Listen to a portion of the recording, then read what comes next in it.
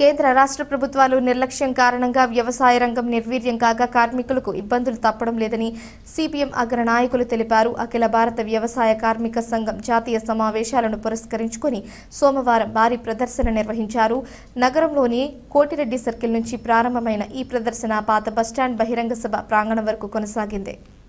ఈ సందర్భంగా ఆయా నేతలు మాట్లాడుతూ కేంద్రంలోని మోడీ, రాష్ట్రంలోని చంద్రబాబు ప్రభుత్వం కార్పొరేట్ శక్తులను కొమ్ముకాస్తూ పేద వ్యవసాయ కార్మికుల పట్ల నిర్లక్ష్యం వహిస్తున్నారన్నారు. వారి హక్కులను సైతం కాలరాసేలా ప్రయత్నించడం సరికాదన్నారు. ముఖ్యంగా సమగ్ర భూ పంపిణీ చేయాలని, అందరికీ ఉపాధి చూపించాలని, జిల్లా సమగ్రాభివృద్ధి కృషి చేయాలని కోరుతూ ఈ ప్రదర్శన చేపట్టినట్లు తెలిపారు. ఇప్పటికైనా పాకులు వ్యవసాయ రంగం కార్మికులోకం పట్ల నిర్లక్ష్యాన్ని వీడి వారిని అన్ని విధాలా ఆదుకునే చర్యలు చేపట్టాలని కోరారు. ఈ కార్యక్రమంలో కేరళకు చెందిన సిపిఎం ఎమ్మెల్యేలు, ప్రజాప్రతినిధులు, రాజ్యసభ సభ్యులు, సిపిఎం పొలిట్ బ్యూరో సభ్యులు పాల్గొన్నారు.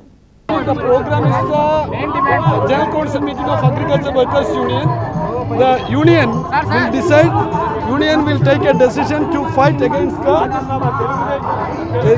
the fight against this union government and the existing state government. Now we are going to an election also in Rajya Sabha Vice Chairman and the Vice President election. There we will raise our hands against the ruling class.